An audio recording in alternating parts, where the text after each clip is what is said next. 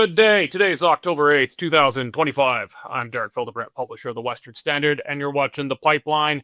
I've got our usual crew of malcontents on today. Former Western Standard opinion editor, Nigel Hannaford. Good evening. Western Standard senior Alberta columnist, Cory Morgan. Always a pleasure. And Western Standard British Columbia columnist, Alise Mills. Coming with Thank from you left very coast. much. It's a pleasure. Yes. Yeah. All right. Well, we got it's a week where we didn't have any trouble figuring out what to talk about today. It hasn't made a lot of news other than on our pages, but Canadian comedian Ben Bankas, who's actually kind of made it semi big time. He's gotten all over the States and whatnot. He's doing a Canadian tour coming through. I had booked some tickets, I think 8 tickets for Western Standard Calgary staff to go and see him when he came and would perform at the Grey Eagle Casino. And he got canceled for a joke he posted on Instagram and Twitter or X on National Shame Day, which Western Standard employees do not get off unless they're caught surfing. A comedy show canceled for being offensive. We're going to be talking about that. Alberta Premier Danielle Smith making a very interesting power play, kind of calling Mark Carney's maybe bluff, probably bluff, but we're going to find out if it's a bluff. So calling a bluff is maybe a bit presumptive, but that's my guess. Where he's been trying to have it both ways on pipelines. He's for him, he's against them. Everyone can vote for Carney.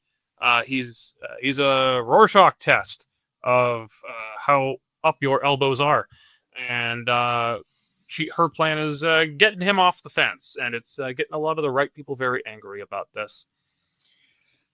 Tamara, Lich, and Barber have been sentenced. I'm sure you've all seen the news, and they have gotten very stiff sentences, stiffer than some pretty damn serious criminals, including rapists, thieves, robbers, people who commit very serious assault.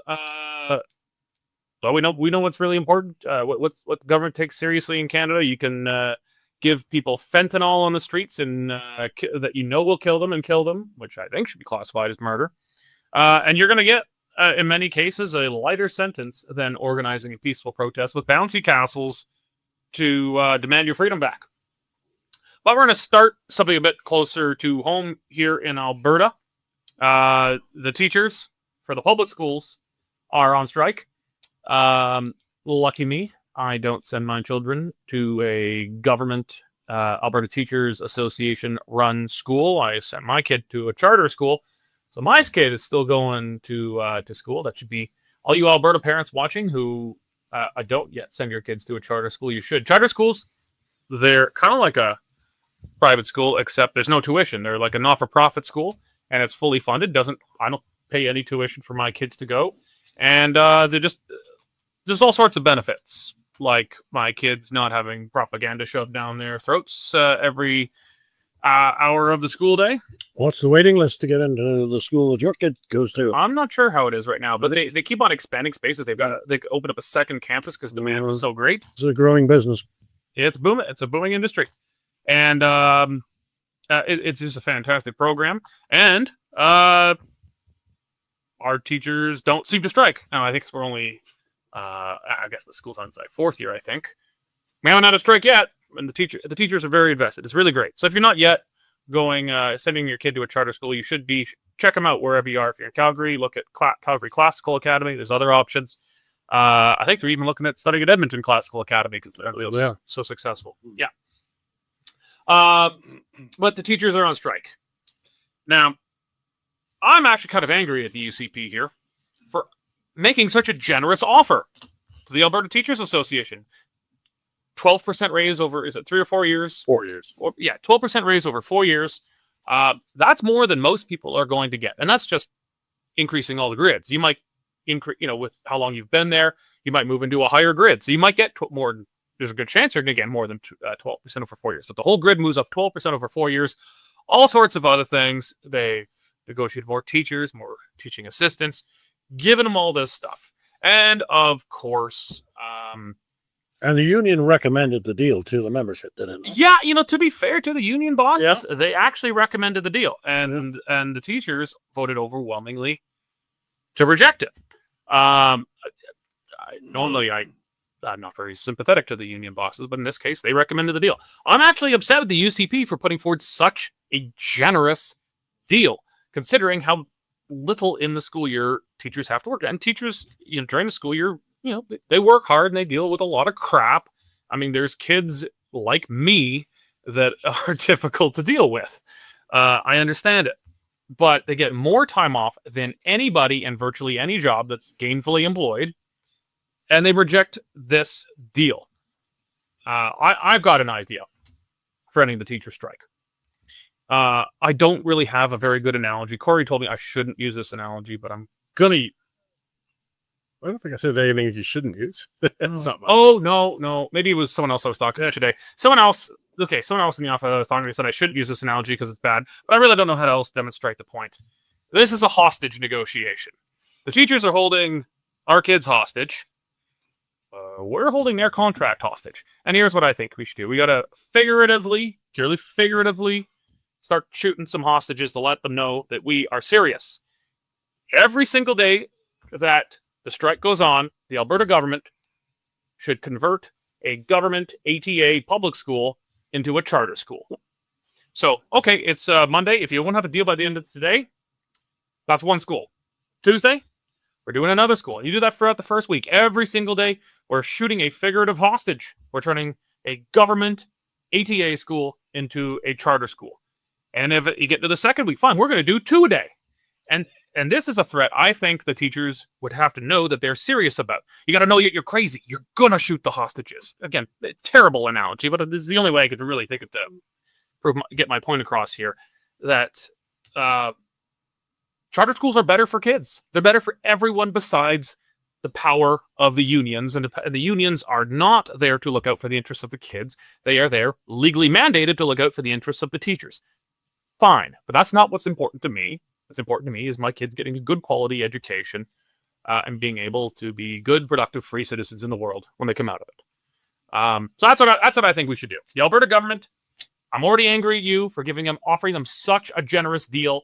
These guys are just too stupid to realize it, and they waited until kids were back in class. They didn't strike over the summer when they could have. They waited till kids were back in class before doing this, holding our kids hostage. But charter schools massively outperform the ATA government schools. This is how you do it. And frankly, it becomes then a good thing every day that the teachers drag their heels and refuse to sign on to a very generous deal. We get more charter schools out of it in the end. I think if you start doing this, the teachers are going to come to the table pretty damn soon. But I hope not too soon, because I want more charter schools for kids in Alberta. You do. I do, too. We're already getting our wish, because that whole area of education that is outside the public system has grown substantially in the last 5 years. It varies around the province, but I'm told that in Calgary, certainly in the kind of the western end of Calgary, there's something like 30% of kids are being educated outside the public system. And it would be in schools such as you were referring to, the Classville Academy, but also Christian schools. Some people just homeschool their children and find it works out better for them that way. The thing that I have a sort of a horrible theory about, but this is more than about the money. The education industry, for that is what it is, and by that I'm talking about not only the civil servants who work in education in the ministry, but also the teachers themselves, the ATA. There is a critical mass within that. John Hilton O'Brien calls it the blob, whatever you call it. It's an industry, and it's not just the money. They actually want control. They don't like the idea that parents elect MLAs find themselves an education minister, and they set the curriculum, because these people have got ideas of their own. Yeah, the ATA wants to be said that. Yeah, and so this is one of the things that's driving this, and I hope the government toughs it out. Oh, it's sounding like it. I mean, that's interesting. Chris Sims from the Taxpayers Federation also wrote a piece and was saying it. Look, she's saying get winter boots, teachers, because it looks like Smith's settling in for the long haul with this one. The attitude from the government so far is, okay, you know what? We're going to help parents with a few bucks so that they can get alternative care for their children during the strike. They're saying we're going to help you weather the storm. Like, we aren't rolling over for this demands right now. Mm-hmm. So that's a different take than governments who often capitulate pretty darn quick when it comes to something like this. So I think this one's just warming up. Yeah. Alise, I know it's a bit insider Alberta here, or for you coming from BC, but we had that Cory alluded to this. The government is taking the revenue that's essentially being saved by not paying these teachers while they're on strike, and it's using it to at least partially offset the cost of the parents who have to put them in childcare or do extra driving around. They're giving it to kids. Incredibly to me, Naheed Nenshi, the NDP leader, incredibly came out against that.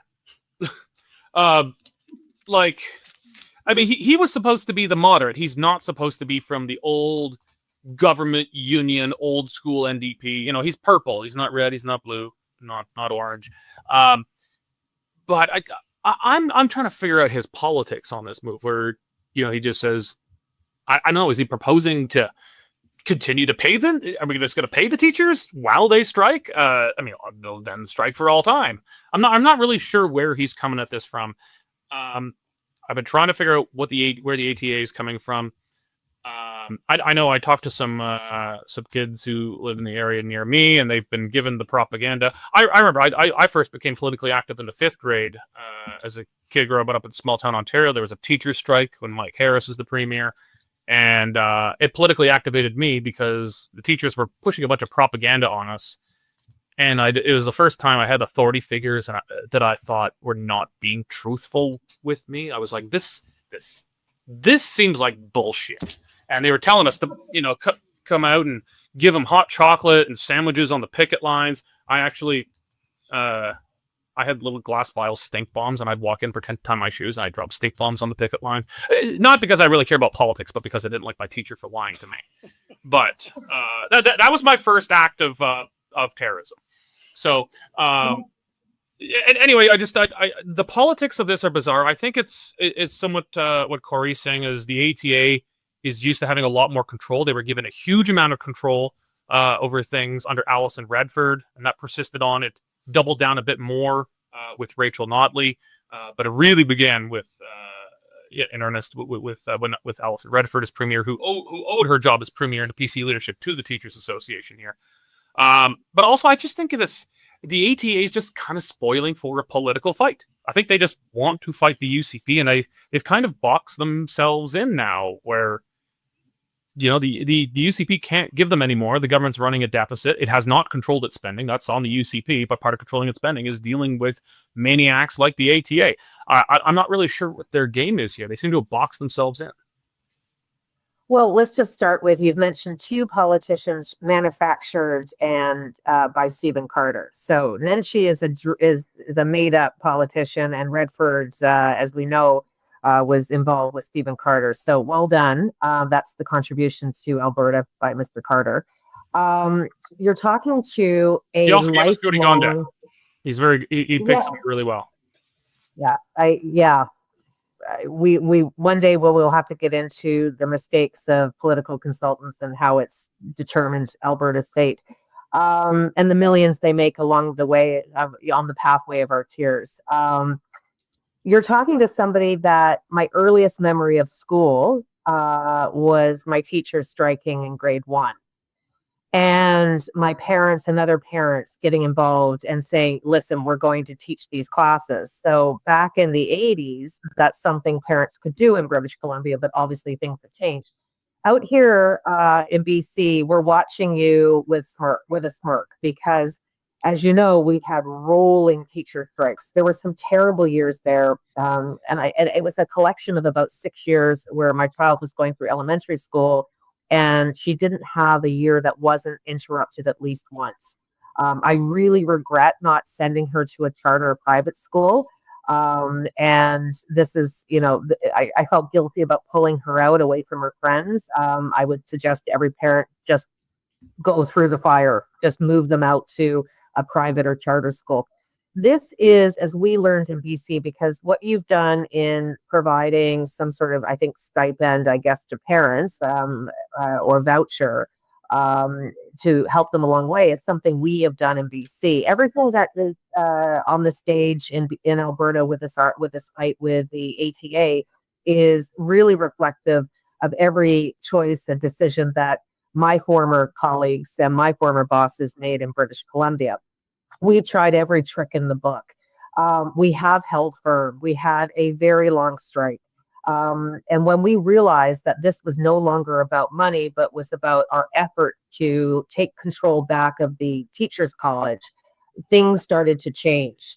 And my suggestion, as sort of looking at this, and I am surprised that your teachers did not vote with the recommendations, with the offer that was recommended by the union bosses. That's something I haven't seen in British Columbia before.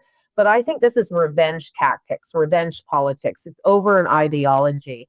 And Nigel, you wrote a great piece about this today and referred back to a interview that you had, I think, roughly a year ago now, where you spoke to a young woman who was talking about charter schools and This what would the be Kaylin Ford. Yes, thank you. I remembered her last name, and unfortunately, I couldn't remember her first name. But I found that to be intriguing because that's what we found out. And, you know, I came from a coalition party, blue liberals, red Tories, fiscal conservatives, and my ministers of education were predominantly liberals, and they turned out to be the hardest on these unions. But I will say it is about revenge politics. It is not about the money that you're offering. It's about also capping class sizes. The problem that Danielle Smith's going to have is most parents in Alberta do not want to be sending their kids to a classroom that's heaving at 37, 38, or 40 students per class. Nobody does. And not every parent, especially as we're looking at the economy today, can afford, even Alberta, even in prosperous Alberta, can afford to look at a charter or private school. Actually, charter schools in Alberta have no tuition. There's no tuition in charter schools in Alberta. The only question is, do we have enough charter schools? Which is why I think we should start converting public schools into charter schools. All we need is really the buildings for it. There's the demand for it. Everyone wants to send their kids to there, and there's no tuition. You're missing 1,200 spots in charter schools right now, and you might as well just double that by the time, because by summer, that's probably going to double as well. So you're right to look at that, and I think that's a fantastic thing. I wish that was something that was offered in British Columbia. But I would say that I think if you can look at the cap, I think easing the cap without giving them control is some pretty, it would be some amazing political judo. But what they're looking for is control over what they're teaching, what they're talking about. They refuse, all teachers in this country and their unions or federations refuse to get back to traditional teachings. Okay. Like, what about financial literacy before? Just a real quick point, Alise. When we talk about the teachers wanting control, let's distinguish between the teachers' organizations and some of the great teachers that we all know personally who really aren't into this. They're not the ones who want to put the dirty books in the school library. That comes from up the scale. So those are the people that we're fighting with. So Tamara, Lich, and Barber, we already knew some time ago, they were found guilty in the biggest mischief trial in the history of the world. They were sentenced just the other day. Well, Derek, I think our editorial had it about right. Yeah. You know, Lich and Barber got hammered worse than people who do truly horrible things. And why? Because they challenged the legitimacy of what the Liberal government was doing with COVID regulations in 2022. Governments just hate that. So this was a political prosecution, and the government wanted to deter other people. I mean, Tamara Lich and Chris Barber were handed conditional sentences for leading one of the most peaceful, heartfelt protests that this country has ever seen. Their only crime was refusing to stay silent when government power ran roughshod over ordinary Canadians. I mean, we quoted Alan Borovoy, the late Alan Borovoy, great defender of civil liberty. And he was once asked, he actually stated this. He said, what else do people have than peaceful protests when government power runs roughshod over them and they don't listen? And that's the question that's at the very heart of this moment. Tamara and Chris stood for freedom, our freedom. And for that, they were vilified. They had the bank accounts frozen. They had their trucks confiscated. Years of their lives stolen by endless, 3-week protests and 3 years in the legal process. Yet they never called for violence, never broke faith with Canada's democratic ideals. And, peaceful dissent is not a crime. It's the lifeblood of a free nation. Well, I beg to differ. It is a crime here. Well, it has become a crime, no question. Did they break some laws? Well, yeah, you're not allowed to just set up in a street for a prolonged period of time.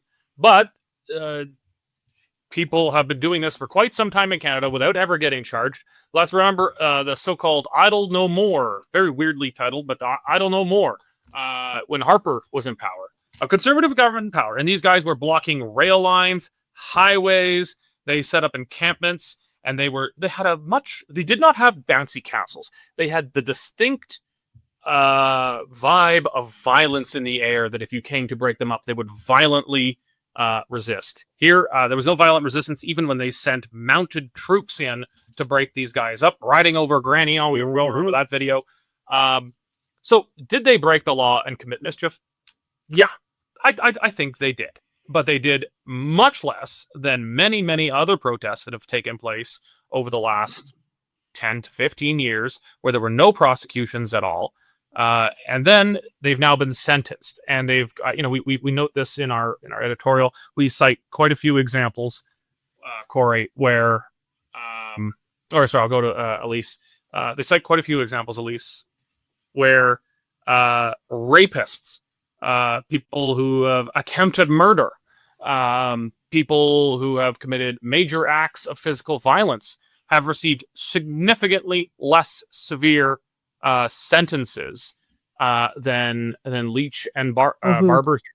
And it's such a sacred cow in Canada. You're not allowed to question the objectivity and fairness of the justice system. If you question it, you're questioning the constitutional foundation of Canada. You're somehow beyond the pale to question it. I think at this point we don't even have to question it. We know it's bullshit. Bingo. So a good example would be the story I think that we discussed while it was still warm and sunny outside, was the gentleman that went before court. He had paid for child rape. He was a permanent resident in the process of his application to be a full-fledged Canadian citizen. And there were he was arrested for the paid rape or the attempt to rape school-age girls, and I mean elementary school-age girls. And the judge intervened and said, I don't want to give you a long sentence. I want to be careful because I think it's going to hurt your citizenship. I'm sure you all remember this. It wasn't that long ago.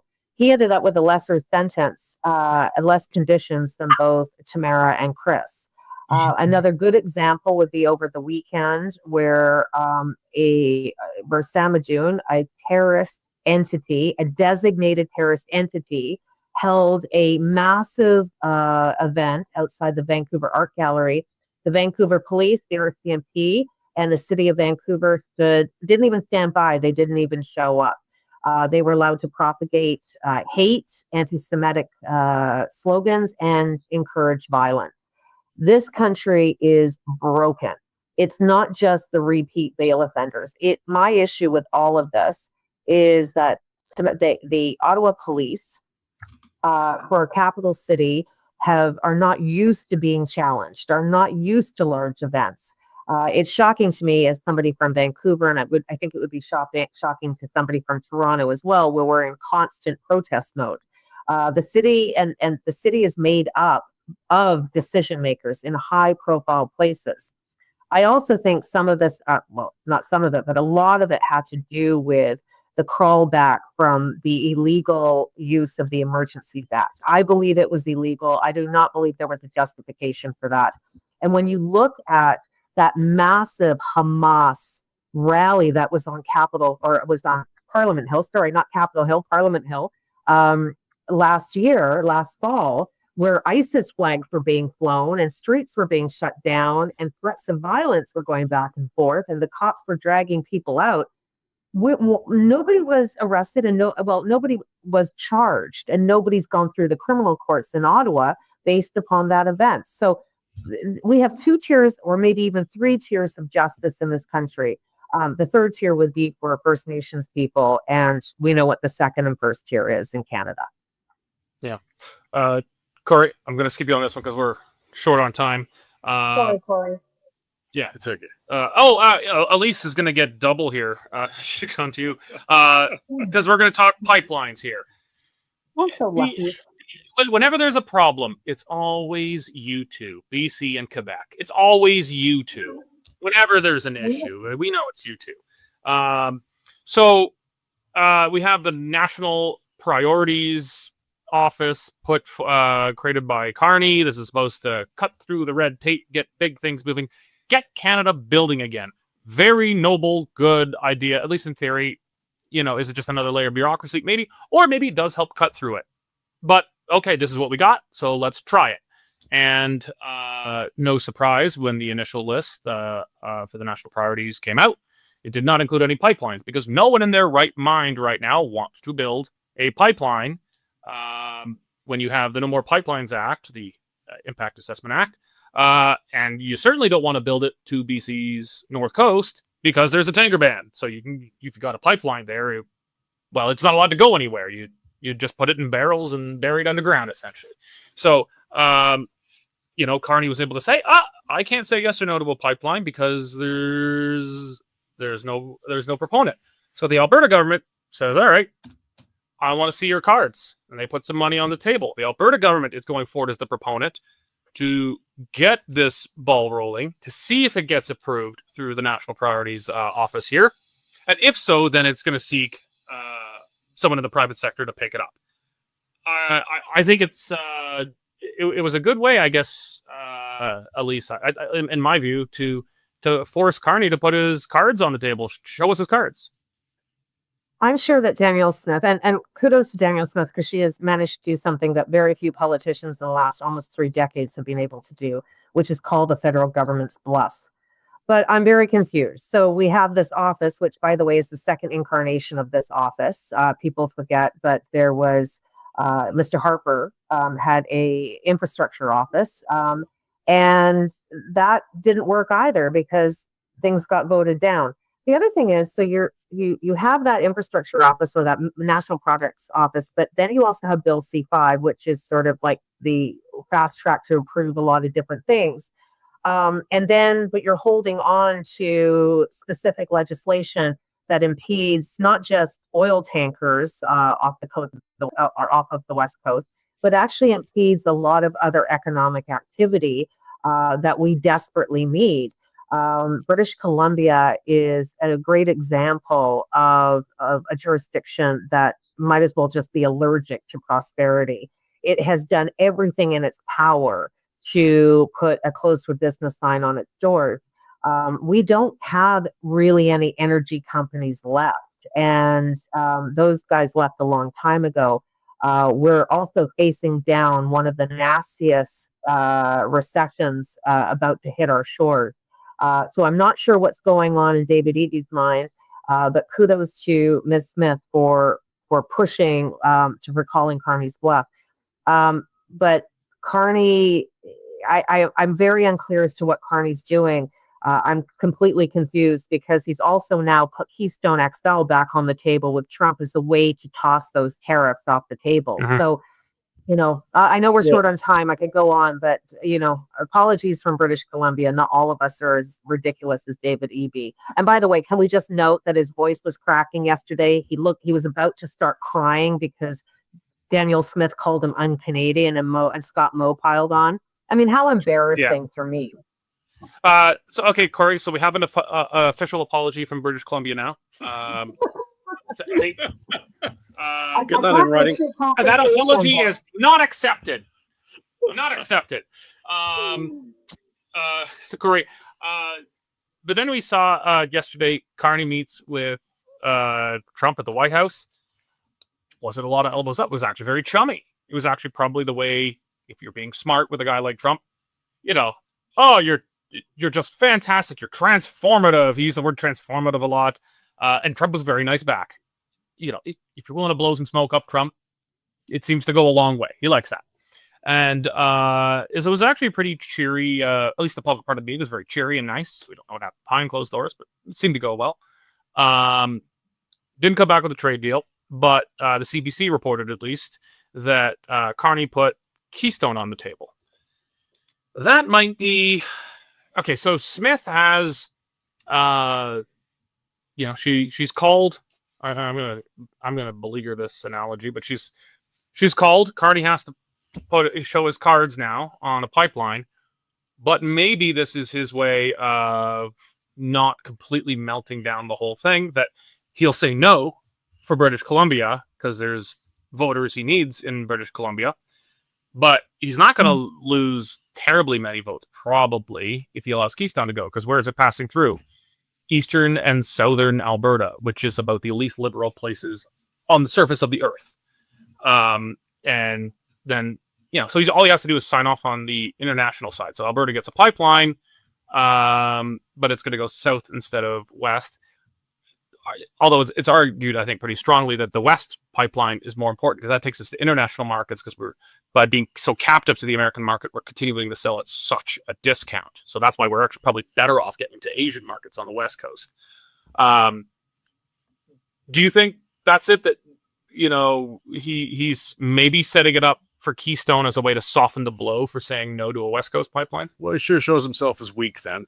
I mean, everybody came to that conclusion. Canada, for the first time in recent history where the whole country polled, was in support of a pipeline to the coast for the sole reason of realizing we're hyper-dependent on the United States for this industry, and it has us over a barrel when we get a trade dispute. So it means Carney's completely given up on the only way to ease that is to broaden your customer market. The only way to do that is to get a pipe to the coast. So he's given up on that.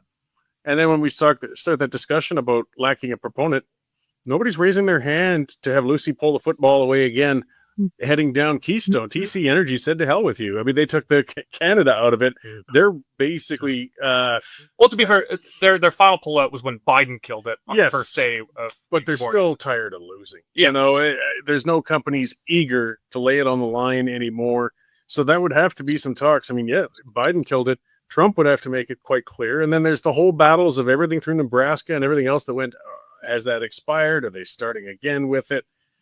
They're pipeline shy. So, Carney might be going that route, but boy, what a pathetically weak route to go then. The thing that I haven't heard is whether he wants Keystone to carry decarbonized oil. This idea that you bury an equivalent amount of carbon dioxide to the oil that you're carrying through the pipeline. And that's the trouble with Carney. You never really know what he's put on the table and what he hasn't. And Keystone, gets my vote, but what exactly is the deal going to look like? Mm-hmm. Is there something you can make?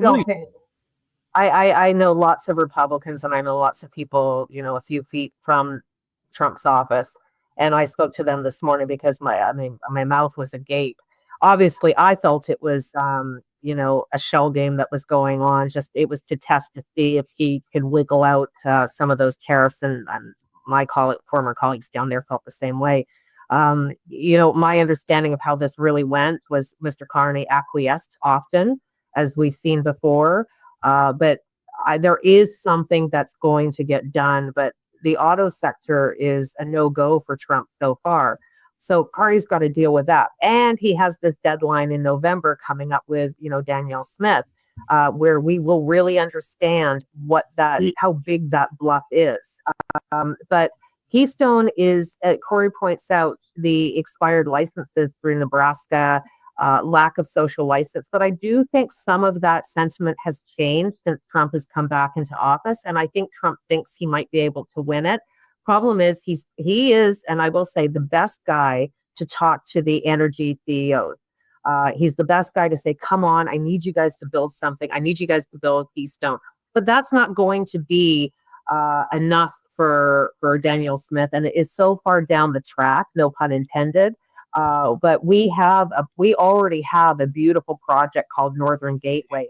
We just need to take it to Prince Rupert versus Kitimat. So when David Eby says, "Oh, this is just some sort of pie in the sky," and it's a government project, and hey, where's British Columbia's money? Because that, guys, is part of Eby's rant.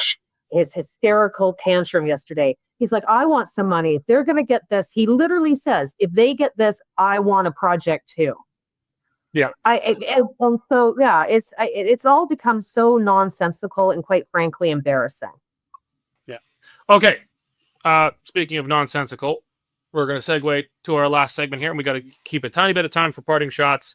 So I think he's from Toronto or Toronto area originally. Ben Bankas. If you scroll through Instagram or Twitter, there's a good chance you've seen him. He does some racy comedy. He does, some would say racist, others would say racist and hilarious impressions of Olivia Chow. He's controversial. He is, not afraid of what people call him. He's very funny. Some would say inappropriate. That's fine. But guess what? That's free speech, and it's comedy, and you can't have one without the other. So I decided, this guy's pretty outside the ordinary lineup of comedians. So I decided to buy 8 tickets for the Western Standards Calgary, at least some of the Western Standards Calgary staff, to go down and see him. It's the Grey Eagle Casino. Grey Eagle Casino's got a great venue. I've gone to concerts there and shows. There's even been political conventions there. It's a great place. But it is on a reserve. And Ben Bankas, Cory made, he posted, I don't think it was shot that day, but he posted a video on, I guess it's called Truth and Reconciliation Day, National Surfing Day, making a joke that involved residential schools and whatnot. I watched it. I was like, ooh, spicy. But I certainly didn't think he was not advocating hurting anyone, killing anyone, harming anyone. But it was definitely spicy. And then I guess he says there were 2 complaints to Grey Eagle. Grey Eagle pulled it, and he's now rebooked. Well, yeah, it is. So I'm kind of mixed on this. Comedy is the front line of free speech. So I'm a big George Carlin fan. He made it pretty clear you can joke about anything. And then that routine, he goes into a joke about rape. Some people might be offended in the works, but that's his point making. It's a joke.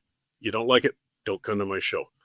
And he got charged. This was a big battle. And Bankas is sort of trying to do the same thing. And I think he was being purposely provocative, though. Oh, yeah. When you put out that particular joke on there on Truth and Reconciliation Day, knowing you're going to do a show at a casino that's on reserve land. One of the complaints might have come from him, for all I know. Publicity stunts aren't new from comedians. As well, it is a private place. They do have the right to say no to whoever's going to perform. They're not.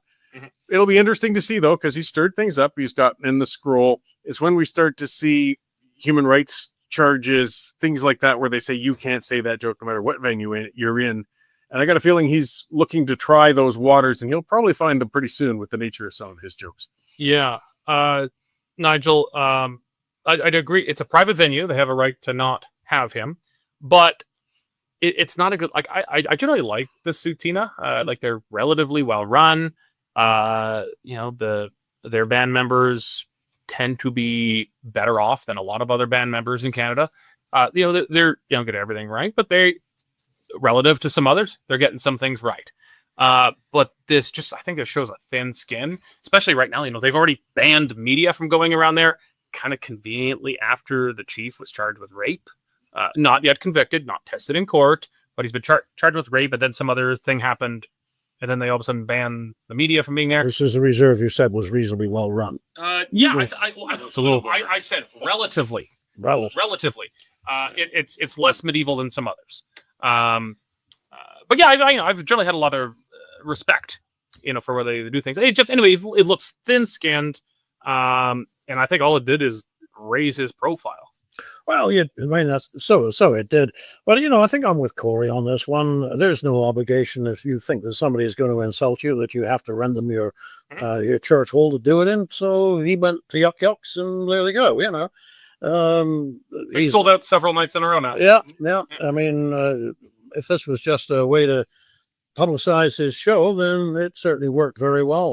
Well, he already had a show at a big venue. He was going to be able to do one big show on one day. Now he has to do a couple small shows. See, where I start to get anxious is when publicly owned places start to ban people, because it's like we've had Show and Fight going through Canada in the summer. Anytime Great Eagle is semi-publicly owned. It's owned by a reserve, which is a quasi-order of government. So, but you know, it's a great distinction. I can make the distinction for to their benefit. But, you know, when you get Parks Canada getting into the act and saying, well, you can't be on your show here, then, I mean, maybe that's what he should have done. Book the Parks Canada spot. And, that'd be great. Wouldn't that have been a story? Send him a note. It's not too late. When is the show? I think it's in November, or is it October? It's pretty soon. It's coming up. Send him a note. Tell him to book Parks Canada. Anyway, that's it. Well, anyway, and he's got a lot of tour dates. We're going to go to parting shots now, but he's got, for everyone watching, look up his clips. You will probably be offended, but that's okay. You might, but if you laugh while you're being offended, that's a good time. That's a great time. We call that Dave Chappelle. We call that Dave Chappelle. Exactly. All my favorite people are both funny and offensive at the same time. They go really, really well together. Look him up. If you like it, you should look him up. He's got a bunch of tour dates. He's got obviously Calgary. He's probably got Edmonton, a number of others. Be surprised if he didn't have a Saskatchewan and BC stop as well. Yeah, you should check it out. It's a lot spicier than anything you're going to see on CBC. Okay. We'll go our parting shots. We'll start with you, Alise. So my parting shot is to Premier Eby and the embarrassing presser that he held yesterday. I would like to remind Mr. Eby that he's part of Confederation, and part of that agreement is our mutual contribution to the success of Canada. I would prefer him to stop crying at these press conferences, floundering through them, stop spreading misinformation, stop intentionally twisting what Confederation is and what the individual rights of each province is. I would like him to sit down with both Premier Moe and Premier Scott and have an adult conversation. I would like him to recognize that his political future the end is very near, and it will have nothing to do with the pipelines. It will have everything to do with his lost caucuses. Not only within his caucus per se, but within his party.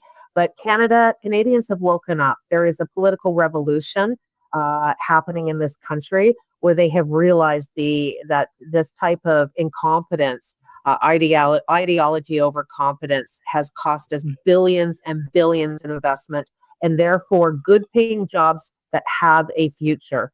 And I would remind Mr. Eby and anyone of his ilk that your days are numbered. All right. Cory. I'll go quickly. Frances Widdowson was assaulted in Winnipeg by a violent protest last week, not a non-violent one. She's posted the videos online. She's trying to get police action. There's obviously been charges, right? Not yet. So maybe view those videos and perhaps send a note to the Winnipeg police saying you don't want to tolerate seeing women assaulted for trying to speak in public places. Yeah, we've got the story up at the Western Standard. Share that story, folks. Get that story in the Western Standard. Share it and tag the Winnipeg police. Let's see if people committing assault against her get half the sentence that Tamara, Lich, and Chris Barber got. Nigel. Which brings me to my parting shot. There are two people who should be on a Conservative ticket somewhere in the country. That's the kind of people we want in Parliament, not in jail. All right. Mine is for the illustrious Alberta Senator Chris Wells. This is the creepy dude who Trudeau appointed to the Senate. Very well known in some circles for leads, some LGBTQ alphabet soup department, I think at the University of Alberta, where he just talked about gay stuff all day. I really don't know any other way to describe it. He just talked about how awesome it is and how persecuted he is when he's very much not. Not going to get into it, but dude's got serious serious creepy vibes. And I guess, you know, maybe they were paying him $250,000 a year or something at the University of Alberta. I don't know, because he's complaining about how hard done by he is, making $180,000 a year as a senator for life, plus benefits, plus pension, plus travel. Yeah, look, being a politician has got some downsides. I had to drive all the way up the road to Edmonton every week. That sucked. I had to drive all over creation. But it comes with the job. You don't like it? Resign. Someone else will do it. It's a job for life. It's the greatest gig in politics in the democratic world because it's not democratic. It's awesome. It'd be great to be appointed for life to a position of power and never have to face election again. That is awesome. And the guy's complaining about $180K. So that's that.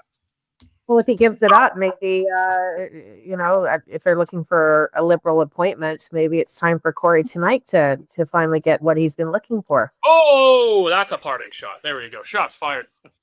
Okay. Cory, Nigel, Alise, thank you very much. And thank you, John, for producing today's show, and all of you for joining us today. Remember, the Western Standard relies on people becoming members, paying for the independent journalism that we do. We need you to support our work. Go to westernstandard.news, click on subscribe. It is $10 a month or $100 a year, and that gets you unlimited access to all Western Standard content. You're going to love it. It's just the best. Thank you very much for joining us today, and God bless.